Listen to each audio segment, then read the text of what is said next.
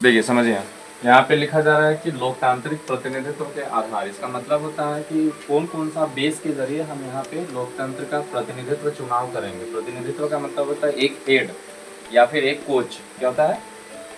यानी कि कोई भी एक समूह या एक संस्था या फिर कोई बता दे एक देश या फिर एक राज्य या फिर एक जिला को बनाने के लिए या को चलाने के लिए कैसे हम लोग बेस के जरिए हम इसको जानेंगे कि ये मतलब कैसे हम इसको बनाएं या चलाएं। सबसे पहले तो निर्वाचित करें, सबसे पहले तो इसको हेड बनाएं। तो बनाने के कुछ कुछ बेस होते हैं। बेस मतलब आधार होते हैं। सबसे पहले यहाँ लिखा गया है सार्वभौमिक वयस्क मताधिकार। वयस्क का मतलब होता है एडल्ट, जो युवा है। क्या है? युवा है। अब सार्वभौमिक मतलब होता है, सार्व का मतलब सभी और वहाँ पे जितने लोग हैं, ठीक है। वयस्क मताधिकार, मताधिकार मतलब होता है मतदान देने का अधिकार। क्या होता है? मतदान देने का अधिकार। अब ये कहाँ से अधिकार मिलेगा? अभी अगर हम तुमको पूछे तो क्या तुम दे सकते? मतदान को हम लोग वोट करते हैं, वोटिंग नहीं दे सकते हैं। क्यों नहीं दे सकते हैं? क्योंकि इसके लिए हमको जो वयस्क होना चाहिए वो कम से कम कितना होना चाहिए? 18 होना चाहिए। इससे पहले जो है था कि लगभग 21 होना चाहिए। अब ये जो है संशोधन करके बता दिया गया नहीं 21 नहीं, कम से कम अब जो है 18 भी चले रहेगा तो चलेगा। ये कब किया, कौन सा संशोधन किया गया था? तो 61वां संशोधन किया गया था। 61वां संविधान संशोधन किया गया था, ठीक है। अब ऐसा क्यों किया गया? क्योंकि देखा गया कि यहाँ पे 21 साल वाला भी और 18 साल वाला भी, दोनों में 3 साल का अंतर है। तो कुछ एक अधिकार लिया गया कि नहीं 18 साल की उम्र में भी देखते हैं कि मैच्योरिटी आ जाता है, किसी को भी हम सेलेक्ट कर सकते हैं। 18 में आते आते जो है क्या होता है, बहुत ज़्यादा नॉलेज तो मिल ही जाता है। इंटर तक आते आते तो 16 साल हो ही जाता है और ग्रेजुएशन आते आते 18, 19, 20 ये खत्म हो जाता है। तो समझ लीजिए कि कोई भी किसी को भी हम लोग सेलेक्ट कर सकते हैं अपने दिमाग के जरिए, या बोल सकते हैं अपना इस्तेमाल कर सकते हैं कोई भी चीज़ लेकर के। यानी कि मैच्योरिटी आ जाता है उस समय व्यक्ति को या पर्सन को या फिर लड़की को या लड़का को, किसी को भी।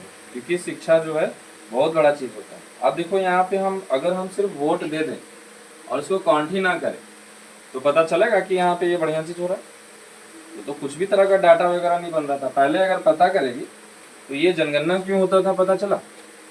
जनगणना इसीलिए होता था ताकि आप पता कर सके कि प्रत्येक 10 साल में कितना जनसंख्या बढ़ रहा है, और वही जनसंख्या जो है कोई भी एक हेड कोच को बनाएगा या फिर सेलेक्ट करेगा। समझ में आ गया? अगर इसको नहीं नोट किए तो नोट करना, फिर आगे बढ़ेंगे।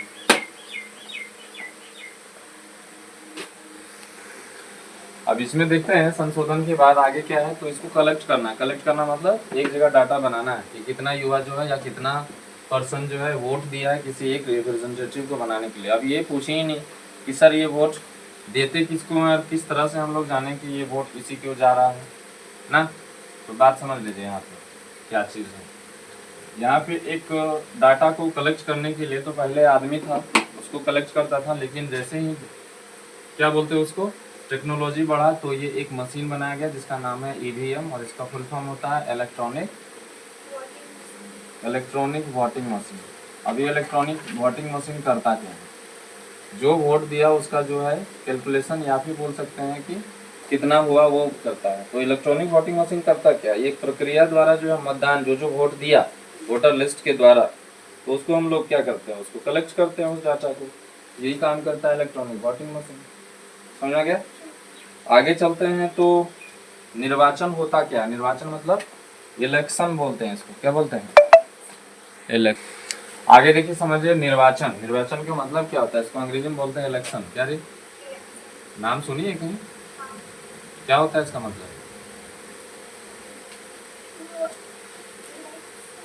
क्या होता है इसका मतलब? इलेक्शन का मतलब होता है, यहाँ देख लो समझ लो, वयस्क मताधिकार द्वारा जो है एक प्रतिनिधि चुना जाता है, और प्रतिनिधि चुनने के बाद यहाँ पे बताया जा रहा है कि प्रत्येक 5 साल के बाद इसको जो है चुना जाता है। कितना साल? 5 साल। यहाँ पे चाहे आप लोकसभा में चल जाएं या राज्यसभा में चल जाएं या विधानसभा में चल जाएं, ये तीनों जगह पे कितना साल के लिए होता है? बात समझ आ रहा है? अगली बार में हम लोग जानेंगे कि पीएम पद में जाने के लिए क्या क्या क्वालिटी चाहिए, क्या क्या होना चाहिए, और किनका किनका कितना कितना क्या क्या पावर है। ये सब भी जानेंगे। जानना बहुत जरूरी है ना। बोल भी रही थी कि सर ये सब हम लोग को पता ही नहीं है। तो यहाँ देख लो, लोकसभा हो या फिर कभी कभी क्या होता है ना कि 5 साल के पहले भी इलेक्शन किया जाता है। क्यों किया जाता है? एक पढ़ेगी तुम लोग वहाँ पे, क्लास 6 में पढ़ी होगी कि चौधरी चरण सिंह थे जो कभी भी लोकसभा में मतलब गए नहीं थे, या फिर ऐसे बोला जा रहा है कि वो कभी दर्शन नहीं दिए अपना लोकसभा में, और काम अपना बखूबी निभाए। क्यों? लोकसभा में जाके करता क्या आदमी? जा करके अपना प्रस्ताव रखता है कि सर हम ये करेंगे, है ना। लोकसभा के स्पीकर को जाके बोलते हैं कि हम ये करने वाले हैं, इस जगह पे ये इतना डाटा जाने वाला है, तो ये चीज होता है। और प्रत्येक राज्य में क्या होता है? सीएम होता है। क्या होता है? सीएम होते हैं। सीएम का मतलब होता है चीफ मिनिस्टर, मुख्यमंत्री। समझ में आ गया? अभी झारखंड के सीएम कौन है? जल्दी बोलो। झारखंड के सीएम? हाँ, तो बढ़िया से बोलो। अब यहाँ पे देखो, समझ लो कि क्या हम बता दे रहे हैं। ये क्या होता है कि जैसे ही यहाँ पे 5 वर्ष से पहले होता है, तो इसका जिम्मेदारी कौन लेगा? 5 वर्ष से पहले ले रहे हैं तो निर्वाचन आयोग लेता है। तो यहाँ पे अभी जानेंगे कि निर्वाचन आयोग के कार्य क्या होते हैं। लिख लो। हाँ, इलेक्शन कमेटी। यहाँ पे हम लोग जो निर्वाचन आयोग के कुछ कार्य लिखे हुए हैं और इसको जानते हैं कि कैसे ये लोग काम करते हैं। तो निर्वाचन आयोग का मतलब ही होता है कि कैसे हम लोग इलेक्शन को एकदम सुविधाजनक और आरामदायक से करें। तो ये निर्वाचन एक आयोग होता है, कमेटी होता है, इलेक्शन कमेटी इसको बोलते हैं। कि क्या क्या कार्य होते हैं?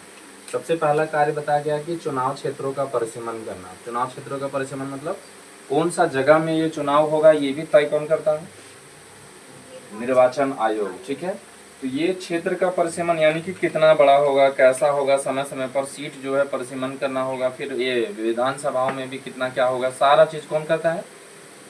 निर्वाचन आयोग। अब कहने का मतलब है दूसरा, मतदाता सूची बनाना। जैसे तुम लोग को बताए थे कि जो 18+ या जो भी है आपके मम्मी पापा, उसमें वोटर लिस्ट में नाम आ जाता है। वोटर लिस्ट का मतलब आपका फोटो होगा वहाँ पे, और नाम भी होगा, और पता एड्रेस सब होगा। वो मतदाता सूची में देख करके अपना जो है वोटर आईडी ले जाएंगे और वहाँ पे चुनाव वहाँ पे देंगे। समझ में आ गया?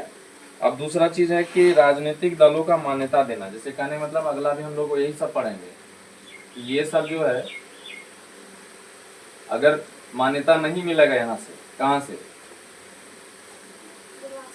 हाँ, तो ये कुछ भी नहीं है। जैसे कहने का मतलब है कि कोई भी स्कूल है या कोई भी संस्था, तो उसको मान्यता दिया जाता है कि यहाँ बहुत बढ़िया है, बच्चों के लिए बहुत अच्छा यहाँ पे बताया जा रहा है, सुनाया जा रहा है, या फिर भविष्य के लिए ये बहुत अच्छा चीज़ है, तो उसको मान्यता मिल जाती है कि चलिए अब आप चलाइए, हम भी सपोर्ट करते हैं।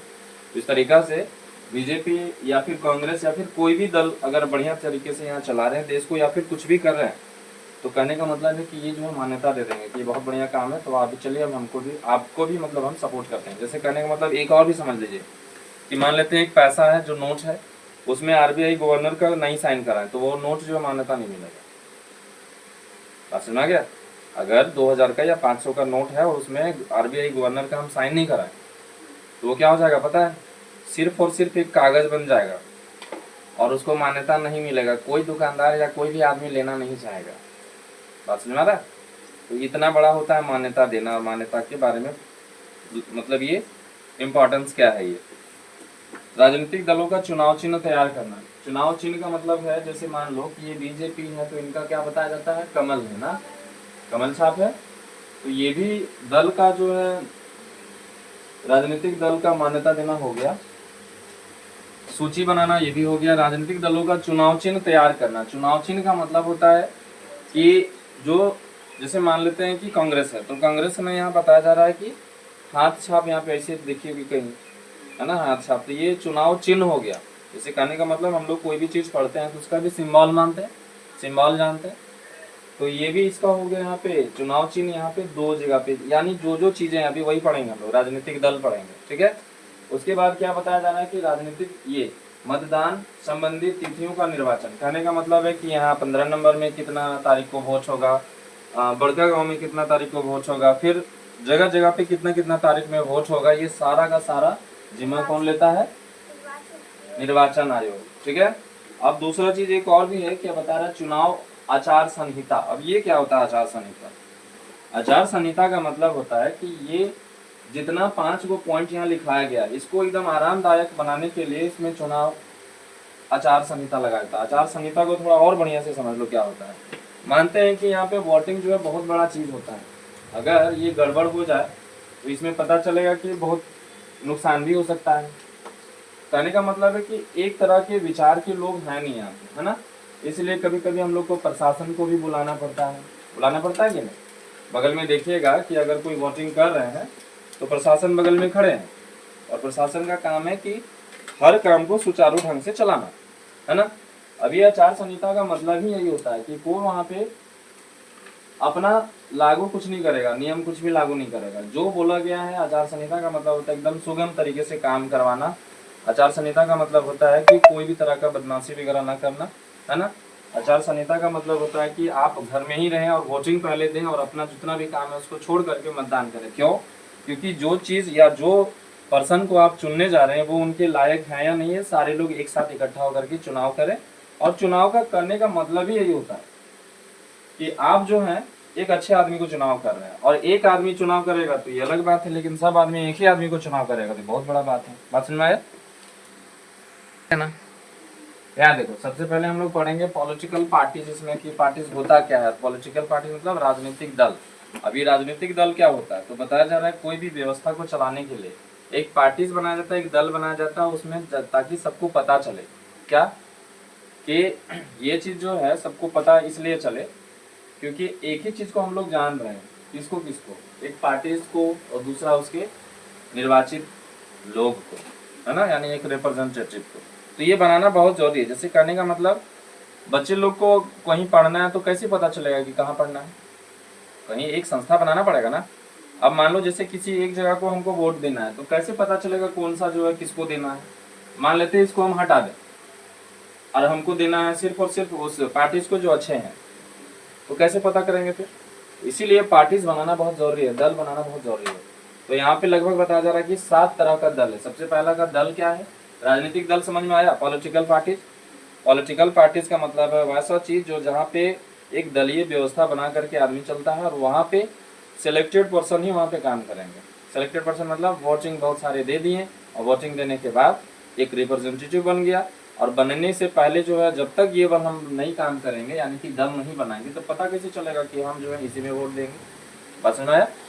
तो ये हो गया राजनीतिक दल। एक चीज और भी समझ लो यहाँ पे, राजनीतिक दल का महत्व क्या होता है। इसके कारण जनमत का निर्माण भी होता है। जनमत मतलब क्या होता है पता है? जनमत का मतलब होता है, जन मतलब हो गया लोग और मत मतलब हो गया वोट, यानी कि लोगों का वोट। बात समझ में आ गया? ये हो गया जनमत। तो जनमत का निर्माण मतलब लोगों का वोट कैसे निर्माण हो, तो ये दल के द्वारा ही पता चलेगा कि किसको देना है। बात समझ में आ गया? आगे चलते हैं तो यहाँ बताया जा रहा है कि 7 तरह का। पहला है भारतीय जनता पार्टी, इसको बोलते हैं बीजेपी, शॉर्ट फॉर्म हो गया। इसका सिंबल होता है कमल छाप। भारतीय राष्ट्रीय Congress INC, Indian national Congress. भारतीय कम्युनिस्ट पार्टी, ये मार्क्सवादी है। उसके बाद है सीपीआई, इसी को शॉर्ट फॉर्म बताया गया है। भारतीय कम्युनिस्ट पार्टी, उसके बाद है बहुजन समाज पार्टी, उसके बाद है राष्ट्रीय कांग्रेस पार्टी, उसके बाद है अखिल भारतीय तृणमूल कांग्रेस। तो इसका मतलब है कि टोटल 7 दल है और सातों दलों को मान्यता मिला होगा कि आप जो है ये काम कर सकते हैं।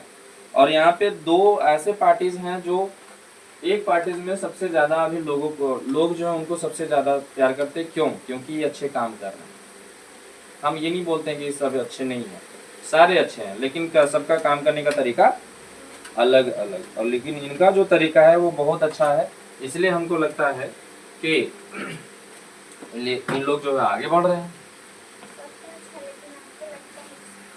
देखो यहाँ पे जितने भी पार्टीज हैं, इससे पहले भी कुछ कुछ पार्टीज बनाया गया। जैसे राष्ट्रीय कांग्रेस, भारतीय राष्ट्रीय कांग्रेस का स्थापना 1885 में हुआ था। इनका स्थापना कौन किए पता है? नहीं पता है? हाँ, ये प्रिंसिपल सर जानते होंगे इनके बारे में।